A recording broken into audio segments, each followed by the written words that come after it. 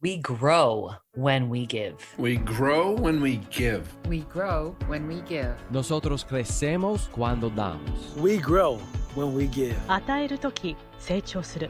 We grow when we give. Welcome to ROG, Return on Generosity. I'm your host, Shannon Cassidy. This podcast celebrates generosity at work, not financial giving. Giving valuable time, mutual respect, alternative perspectives, and genuine collaboration. Our special guest today is Noha Abdalla. I'm going to gush on you for a minute, Noha, to give our listeners some awareness of your accomplishments.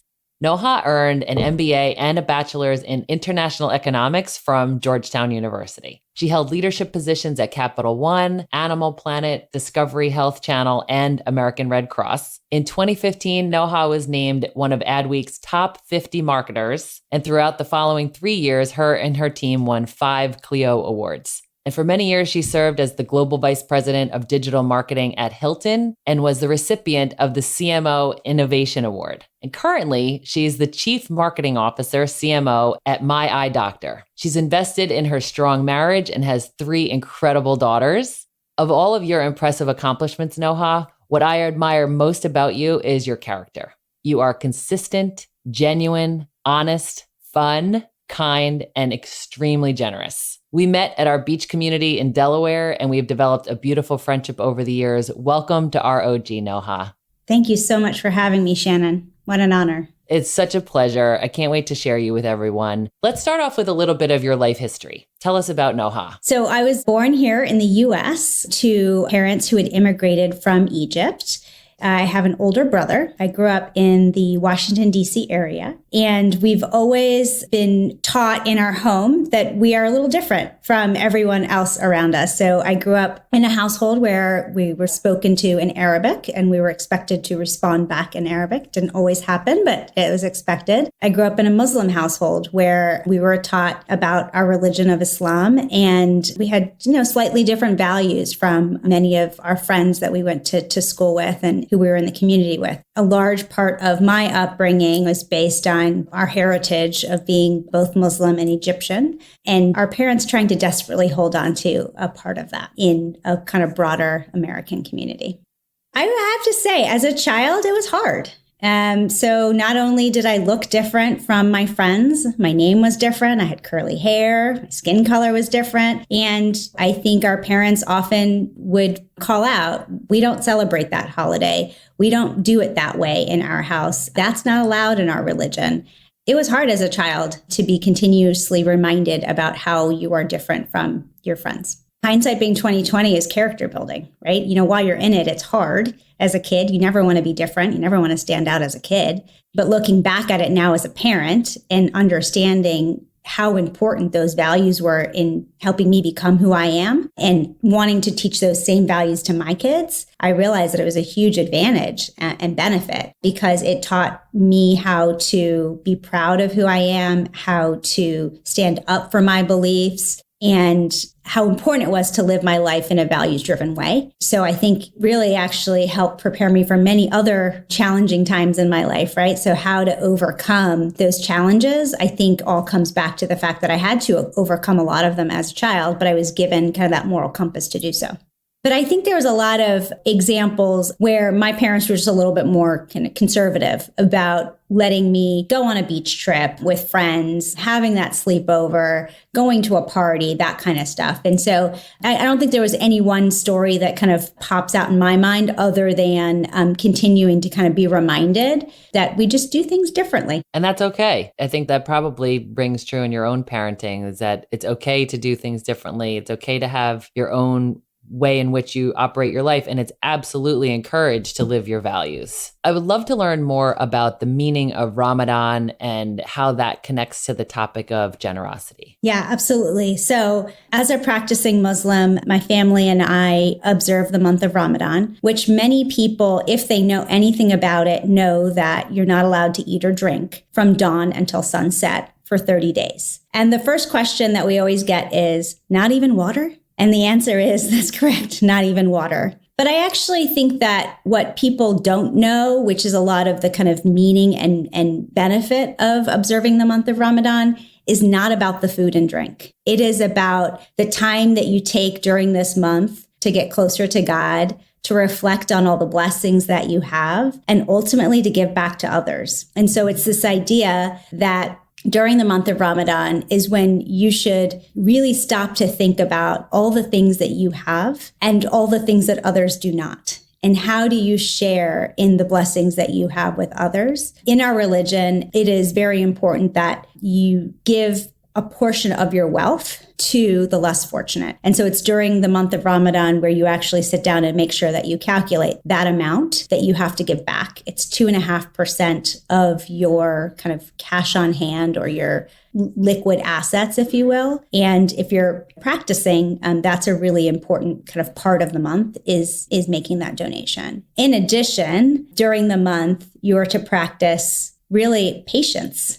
You probably know that's the saying of being hangry, right? When you're hungry, you don't have a lot of patience for people, for others, for things that go wrong. But during the month of Ramadan, you are to be very careful that you don't lose your cool, you don't curse, you don't snap at people, all the things that are going to be that much more tempting because you haven't eaten or drinking.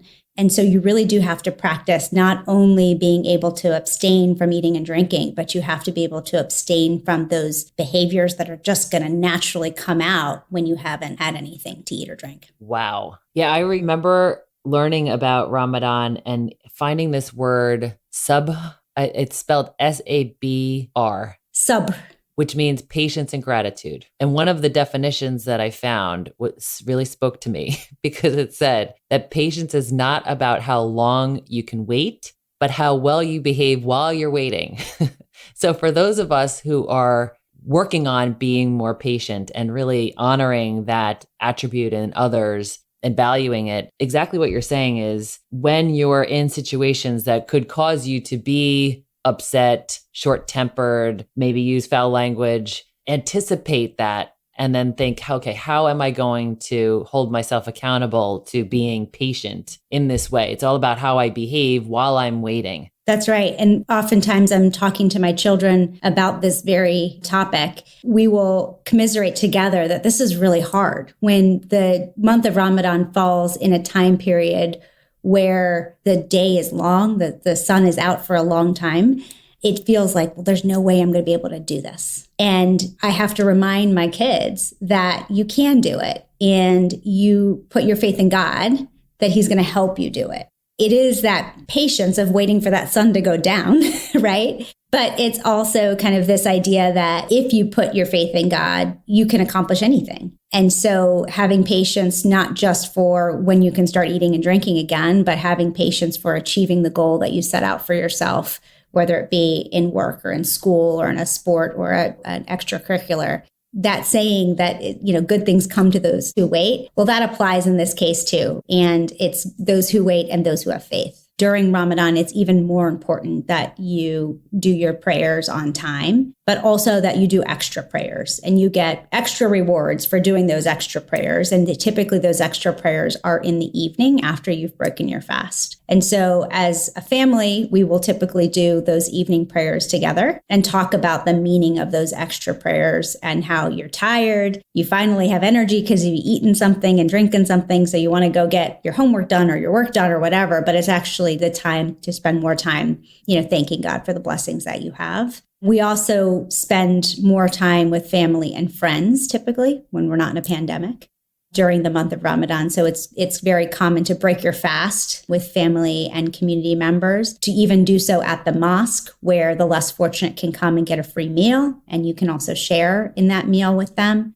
And then you stay and you pray together, oftentimes through the night. So it is a month of little sleep, but lots of connection. Yes, lots of connection, reflection, really perspective taking. It sounds like it gives you perspective. And I love the idea of reflecting with your family on the prayers at the end of the day of like, what does this mean to you? What does this speak to you? What is this bringing up for you? I imagine you've had some incredible conversations. Yeah, absolutely. Absolutely. And really, It's been really nice to see my daughters lean into the month and wanting to fast as many days as possible, where I can sometimes say, oh, you don't have to fast today, you have a test, or oh, you don't have to fast today, you have a soccer game. And they want to. And they get excited about the challenge and the opportunity to say, oh, I did this many days.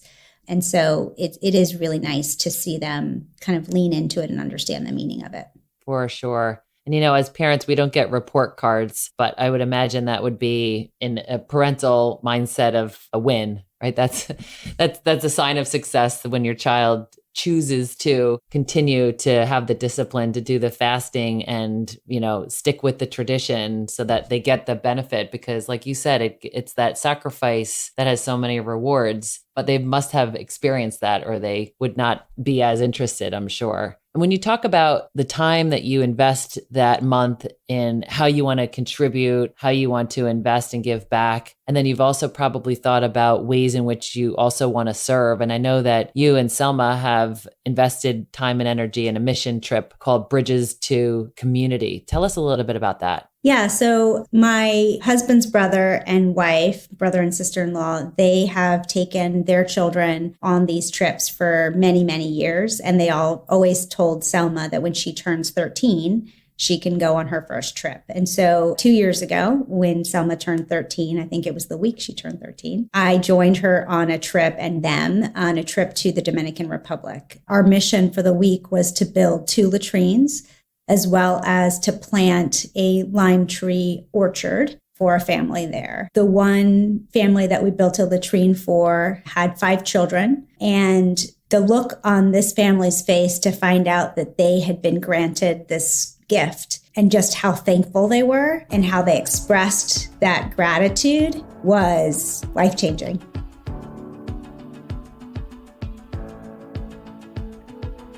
When we come back, Noha will share about how she has witnessed generosity in the organizations she has worked with.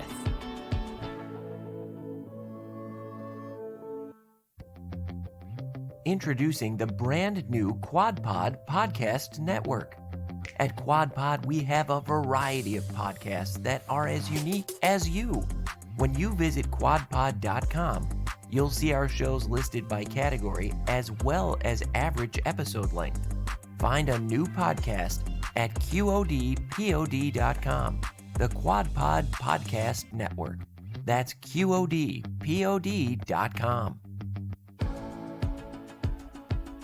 And we're back with more from Chief Marketing Officer MyEyeDr, Noha Abdalla.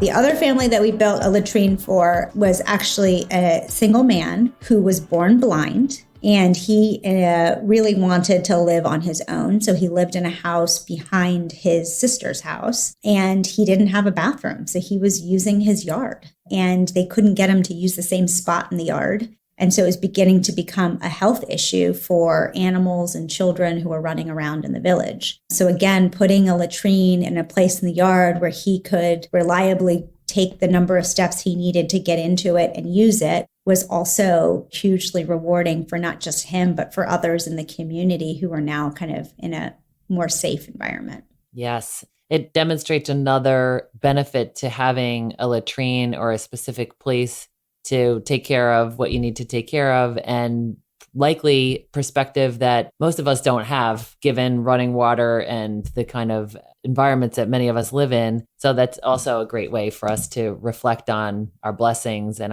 how fortunate we are. It's just an opportunity to have perspective about these things. So you are by far one of the most generous people I've ever known. And I've said that to you and you blush and you say, no, my gosh, no, it's nothing. And it's not nothing. You are just one of those people that you would give anyone the shirt off your back. So talk to me about how you've seen generosity at work. Like, what are ways in which you've witnessed generosity in the workplace? I was, again, fortunate enough to work at a few companies that had values that aligned to mine. One example would be Hilton. So I worked at Hilton Worldwide for 2 years. And while I was there, the pandemic had struck. And immediately that meant that the core business that we were in, which was to provide hotels and lodging for people, was no longer relevant. Nobody was traveling. Nobody was leaving their home. And so that was a huge hardship on the financials of the company. And yet the immediate thing that we did was decide to give away our hotel rooms for free to frontline workers who, it immediately became apparent, couldn't go home after their shifts because they were going to put their families at risk.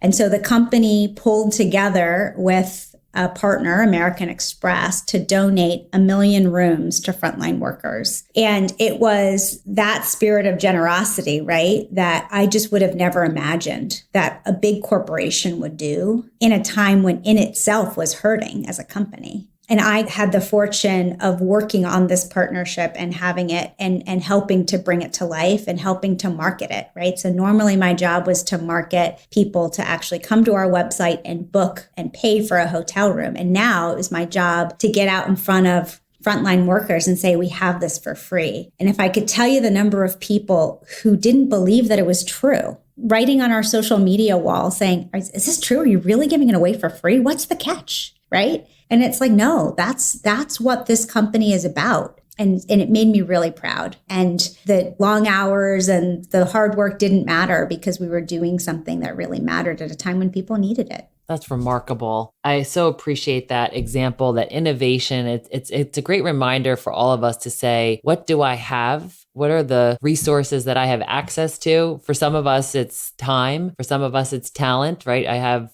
an ability that I can offer you support with. In the case of Hilton, it was like, I have these empty hotel rooms, these safe havens for these frontline workers to occupy while they're doing this essential work, and we're protecting them from harming their families, because we know the weight that felt on those individuals. Any of us who have frontline workers in our family, we know how hard it was for them to think about, what if I affected you, and all of that pain. So it was something so remarkable and innovative, and how you fed them with your partnership with Chef Jose Andres, right? One of the most renowned chefs who got so much more stardom, I think, during the pandemic because of his incredible generosity. When you talked about how companies treat their associates, how did Hilton handle that setback, that financial setback from not having the business that they otherwise would have to employ so many people? Yeah, so unfortunately, we did have to lay off employees. We had to furlough employees, which meant that they didn't work for a certain period of time and got a reduction in pay. But also the employees who stayed also had to take a reduction in pay. Those who were still working kind of felt some of the impact as well. But I think what really shocked me and was so amazing was that the company entered into partnerships with companies who needed employees during this time. So think about Amazons of the world who needed more warehouse workers and delivery drivers. The Walmarts of the world who, same thing, needed more people working in stores and in warehouses, and really making an attempt to connect our employees who are out of work with those new jobs that were being created as a result of the pandemic, and give them kind of a first crack at it. So the company launched a website where all these jobs from these other companies were listed, and Hilton employees got first dibs to try to get into those spots. And so again, it was a really unique way to think about our HR team, who normally would be recruiting people to come work for Hilton, turned around and helped our own employees find jobs at other companies. What a brilliant example of generosity in its finest hour. Generosity that they will not benefit directly from those acts of kindness and that way of networking. I mean, perhaps in the long run, we all trust that they will. But in the short run, what mattered to them the most is the well-being of those associates. And to your point earlier, it doesn't matter what it says in your handbook or on the wall in the lobby. What matters is, how do you act in a moment of crisis? And so most recently, you now are the Chief Marketing Officer for MyEyeDr. And I can only imagine that their mission speaks to you as well, because that is also really inspiring. So talk to us about what you've seen at MyEyeDr. Yeah, so it's been an amazing company to join. Obviously, the mission of the company is to help people live the best life that they possibly can, help people look and see their best, right? So they can live their best life. That's really what we're after here. And what I've been able to witness is, again, during the pandemic, the company's values around supporting all of its employees and associates in ways that could have never been imagined before. So again, some people lost their jobs, some people had to cut back on their hours, et cetera. But the company's CEO, Sue Downs, she's the founder and CEO of the company, created the One Family Fund. And what that meant was that she personally and she and her husband made a contribution to a charitable fund and invited others, both at the company and outside the company, to contribute to this fund that then employees who were impacted financially by the pandemic could benefit from and could get grants to help them make rent, buy food, et cetera. And again, you just wouldn't think that a company of our size and scale would start a nonprofit fund, if you will, to help its own employees. But it was quite remarkable how quickly that happened and how quickly people came forward to fund it. Love that. That collective, right? And I love the title of it, One Family, which reminds you that you're part of a group. You belong here. We will take care of each other and literally take care of each other financially and emotionally. That's such a great example. I would also say I see the values of the company come through in terms of how we treat our patients, right? So we have an online appointment booking system where you go online, you set up your appointment to come in and see an optometrist. There's also going to be instances when someone calls or goes online and finds there isn't an available appointment and has, an eye emergency. And so time and time again, I've seen our office associates work somebody into the schedule on an hour's notice, right? Because they're not sure, something's going on and they're not sure. And we take that patient, we figure out how to schedule them into that day that's already feels very booked. And just because we were able to do that, we were able to identify the problem and get them the proper care. And again, that just kind of goes against, well, that's not how the business works, right? The business works. You get in line, you get your appointment, you come when you're scheduled. But that doesn't matter because the mission of the company is such that we need to help everyone who needs the help. And so I've seen that happen a good number of times here at MyEyeDr. And it makes me really proud that the company culture is such that we if somebody needs help, we help them. You find a way because nobody schedules an emergency. They just happen. So how do we help people in the moment when those unfortunate things occur? What are any additional ways that you have seen MyEyeDr take a stand for supporting the well-being of others? Yeah, so I think an important part of our business is making sure that we meet patient demand. And part of meeting patient demand is having trained optometrists who are ready to see patients and to help those patients. And there currently is not enough optometrists in the US to see all the patients that need care. And so again, Sue Downs, starting from the top as the CEO, has really spent a lot of time kind of working with students and universities to make sure that we have enough people who are interested in the field of optometry and who are getting opportunities to study to become optometrists. And so we have done a good amount of work to make sure, for example, that students of color, Black students, have an opportunity to enter into the profession and to come to work for MyEyeDr, and we'll help with their tuition. There's countless ways, I think, that again, you go beyond the profit and loss statement of a company and you think about, I can do things that are both beneficial to the business, but also beneficial to people and to helping people live their best life and achieve their goals. And that's been really rewarding to see. Oh my gosh, that's such a great example. Thank you so much for sharing that. So one of your favorite quotes is from the book, The Prophet by Khalil Gibran. And it's, you give but little when you give of your possessions. It is when you give of yourself that you truly give. What does that say to you, Noha? It goes back to this idea that people think about giving money as the way that they give. And that is definitely needed and people should continue to do that. But I also think that sometimes people hesitate because they may not have enough money to give, or think, well, that's the only way to give. And I have found that You can give money, you can give time. And really, the best way to give is to give when you don't expect anything back. That experience that my oldest daughter and I had when we went to spend time in the Dominican, it cost us some money to go. It cost us money for the materials and whatnot that were used for the building. But really, the fact that I left my computer, my cell phone, my other 2 kids, my husband, my job, I left everything for a week and just focused on giving of my time and myself and seeing that, like, my daughter, yes, she was working and she was digging and she was building and she was doing all these things, but she was also letting kids jump on her back and coloring in with them and practicing her Spanish with them and helping them with English. Just that giving of the time and how much they appreciated that really, I think, makes a quote like that come to life, to say, like, yeah, you could give money, but also, like, giving of yourself is huge. And that, I think, is the opportunity that we all should be looking for.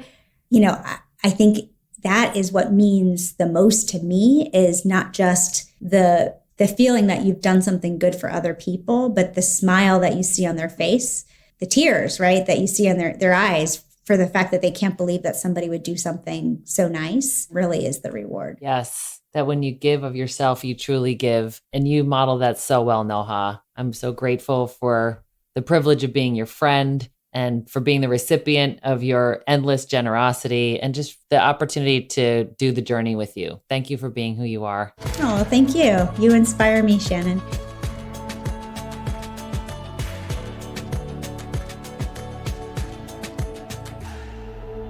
ROG takeaway tip: how to apply what we've learned to our own work and lives. Isn't she awesome? People like Noha and all of the guests on this show raise the standard and do so with humility and confidence. Let's consider the Khalil Gibran quote and how that speaks to each of us. You give but little when you give of your possessions. It is when you give of yourself that you truly give. Here are 3 things we can give of ourselves. Number 1, give up. That's right. Give up trying to do everything. Sometimes we're so busy, we forget to be who we ideally want to be. Does that ever happen to you? I'm guilty. Stephen M.R. Covey has a great quote, which says, "We judge ourselves by our intentions and judge others by their behavior." We don't mean to make people feel unimportant or insignificant when we rush them or multitask them, but we do. We make them feel that way. So if we could stop agreeing to do so much and squeeze in one more thing, then we could be thoughtful, compassionate, kind, interested, generous. So stop bogging yourself down with so much to do that you unintentionally become a breathless version of yourself. Give up trying to do enough to be enough. You're enough right now. Number 2, give thanks. Who is someone in your life you're really thankful for? Let's do a mental scan through your week. Who are the people you interacted with? Whose smile can you envision? Who responded in a way that was really helpful? Who expressed a genuine interest in what you're doing or who you are, or asked about people that you love?